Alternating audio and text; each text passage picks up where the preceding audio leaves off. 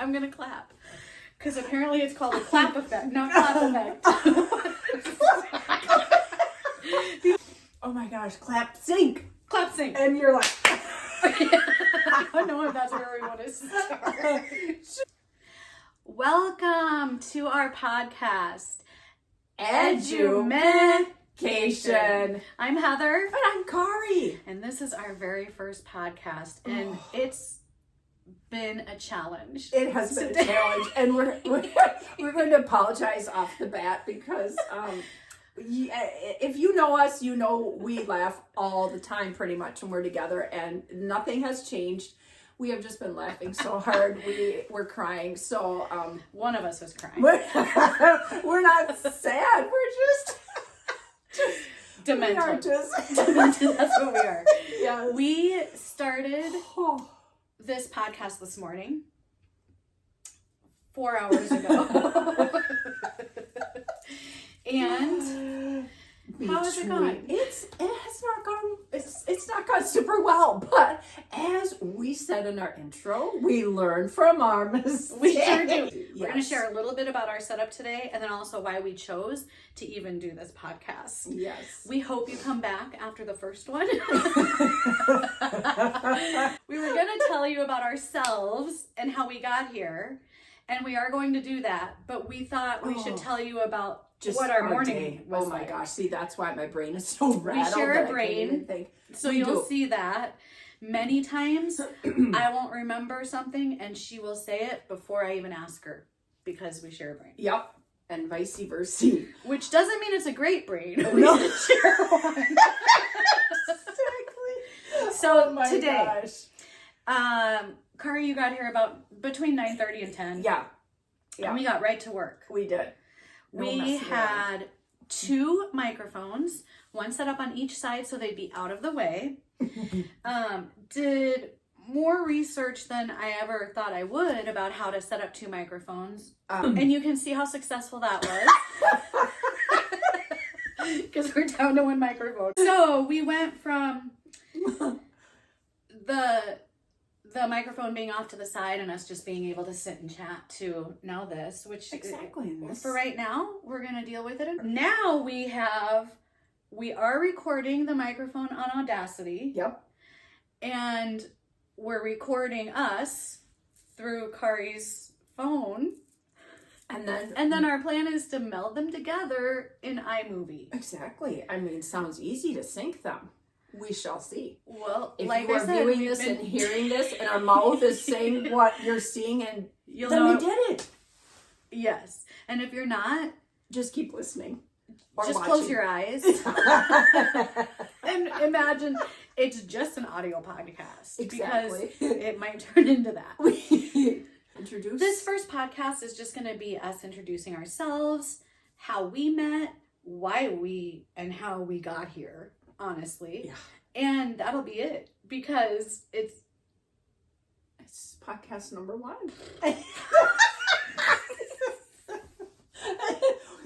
We have plenty of stories to share from our teaching years together, but we would love to share yours too. Good, bad, in between.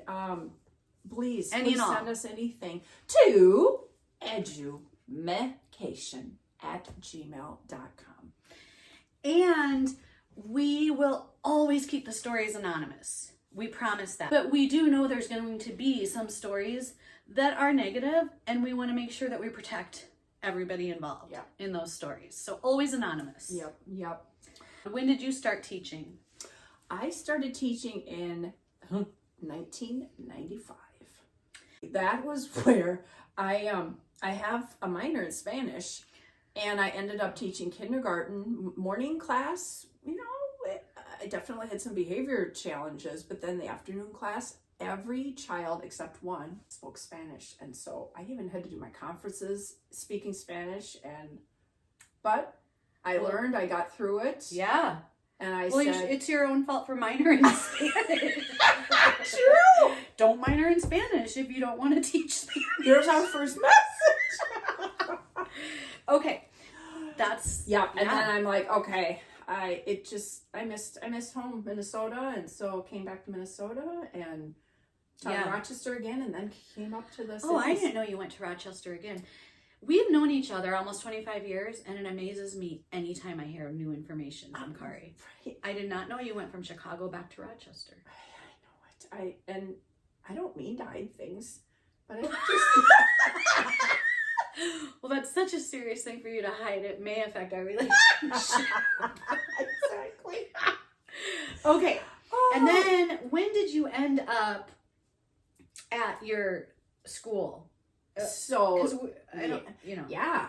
Okay, 1999, I started in our current district. Okay. So current district, 1999, and I believe you came to that school. Did we decide 2001? Yeah, because so I started teaching in Arizona. Yeah, let's hear your story.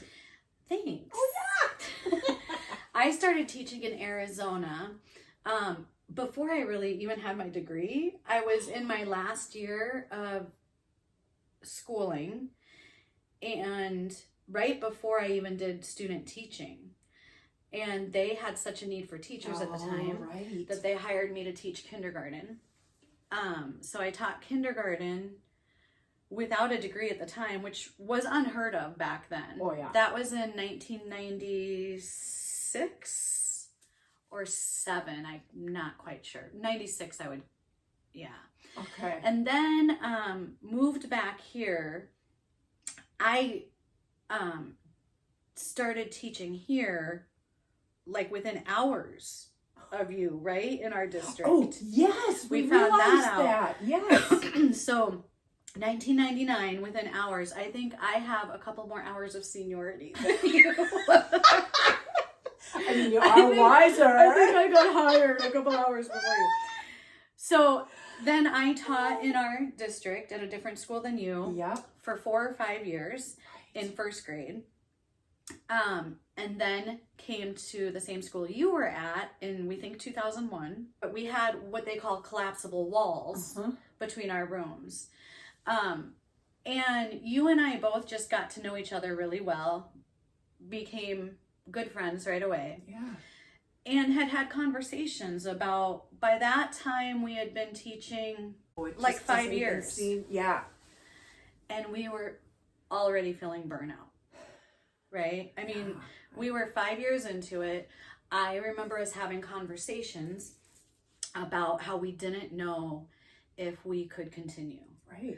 And at that time, it was for a lot of things. We loved, and still do, teaching. Yeah. Oh, yeah. Love teaching. Love the community with the kids. Love the relationships with the families. Yes, for sure. With our colleagues.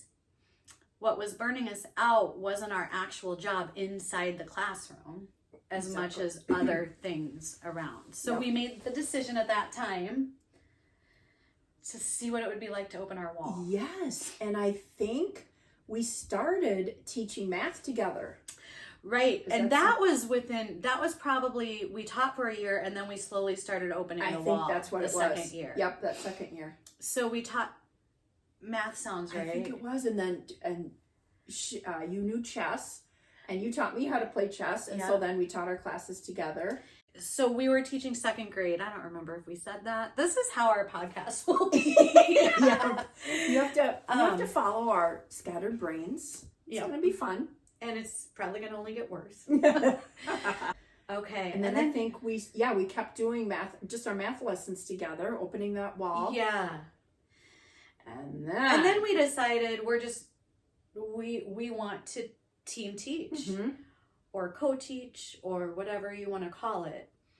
Basically, our idea was to open the wall and take, instead of 25 to 30 second graders, take 50 to 60 second graders, but do it together. Right. Like, yeah. So the first thing we had to do was get the okay from our principal. Exactly. And that actually went really well because that particular school was recently built with the purpose of doing that. That's why they had the collapsible walls. Yeah. Nobody had just really tried it. There was one other couple of teachers that had done a little bit of team teaching, and we talked to them. I don't remember if theirs was completely open the whole time. Yeah, no, I don't believe so. So we got some really good ideas from them. And then we just kind of winged it. That's kind of what we do, clearly. We just kind of decided we're going to do this. And it wasn't just because we were burned out. Just realized our teaching philosophies and our management skills, like they were so similar. So similar. And I also felt like we weren't reaching all the students. Oh, yeah. This was a huge part of it. When we were teaching in our own classrooms, you know, you're up at the front teaching, and you didn't know what students were getting it, what students were bored. You knew afterwards by their work, right, but not at that moment. No, exactly. And we felt like we could reach more kids better if there were two of adults, even if we were teaching twice as many students. Yep, exactly. And also behavior and classroom management. Yep. Was it's so huge when you have two adults and two teachers. It's a life-changing thing, really, in the classroom. It really was. Yeah.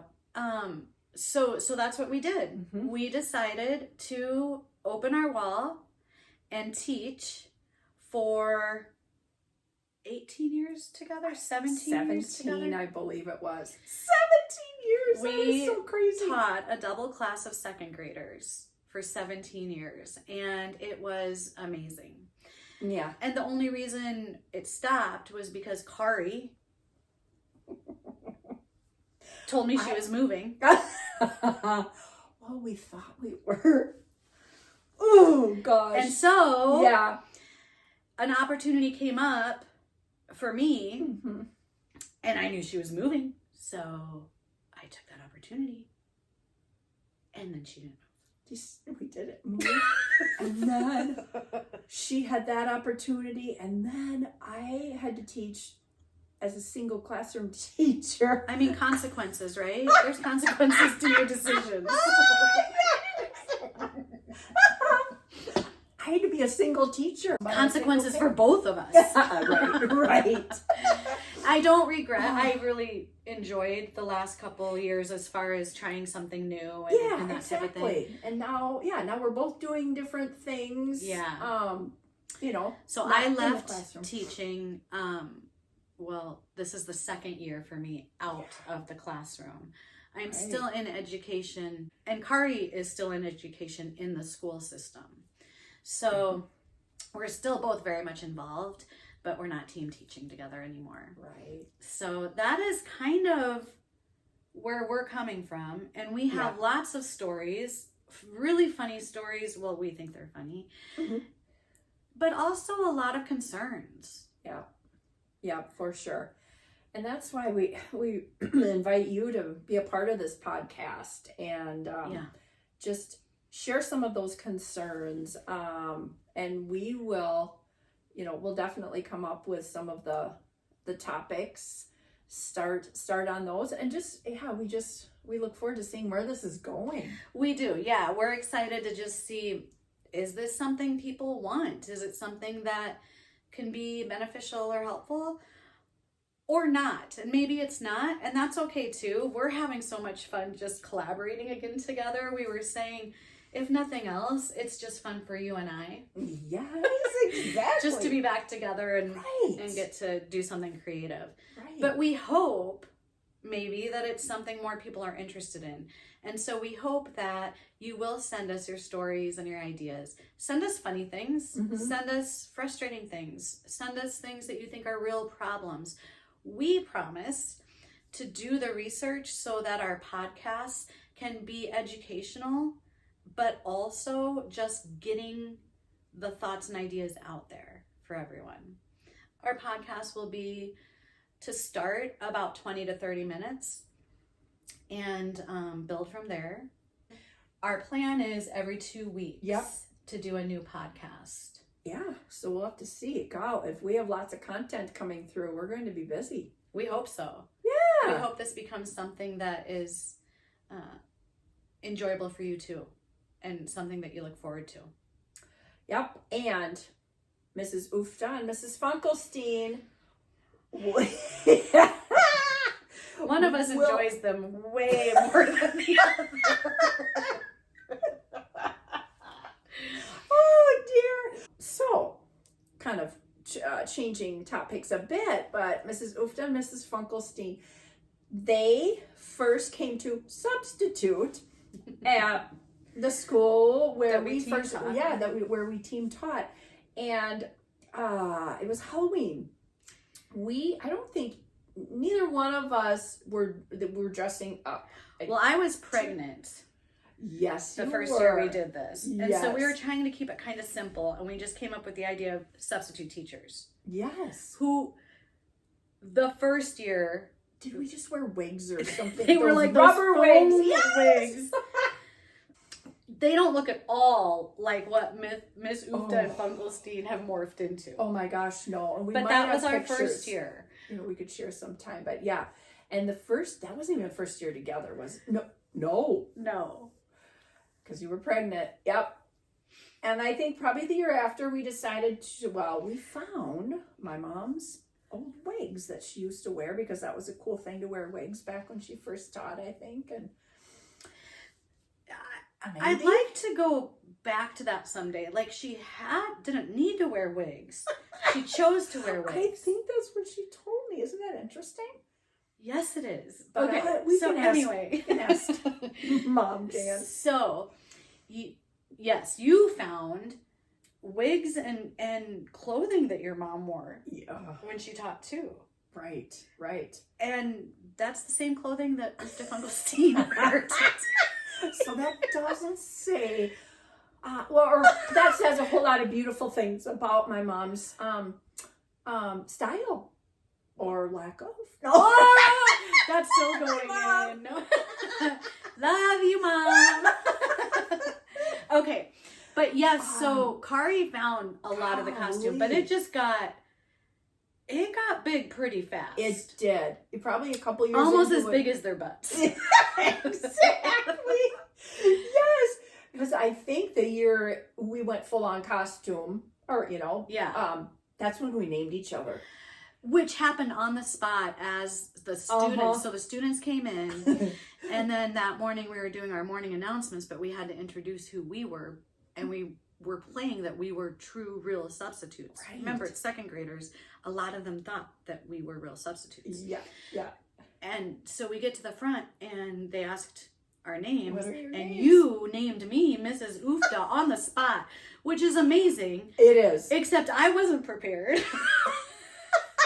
And so that's how she got Mrs. Funkelstein. Oh, that was what came up to me in the moment. They're Norwegian. Exactly. Oh my gosh. I don't know where that came from. And Mrs. Funkelstein. Exactly. But yeah, she's right. I'm not able to think about anything on the spot. I wasn't saying that. Well. So anyway, then that first year, it just turned into a show. And we'll share that more and more probably as we go on. But the fun thing about Ufta Funkelstein and the reason they're back is because for the whole time, probably 15 years of our teaching together, Ufta Funkelstein were there every Halloween. Yep. And students would come back even once they were in middle school and high school on Halloween to visit Mrs. Ufta and Funkelstein. Yeah. Gosh, and like the end of the year letters from students. They always remembered Ufta. Oh my gosh. I think everyone said, I will never forget Mrs. Ufta and Funkelstein. And so... yes, they're on their own little kick, Ufta Funkelstein, and we'll just have to see how often we have time for that and a podcast, right? Because also working and families and everything else. So they'll still be around, but our main focus right now is to see if we can kick off a podcast with all of you. Yeah. Thank you so much for being a part of our first podcast. Please remember to like us and follow us. That's the only way we're going to be able to keep this going. And also be sure to check out Ufta and Funkelstein on TikTok and Instagram. Remember, education may be a little meh right now. But let's change that together. Bye. Thank you. Bye.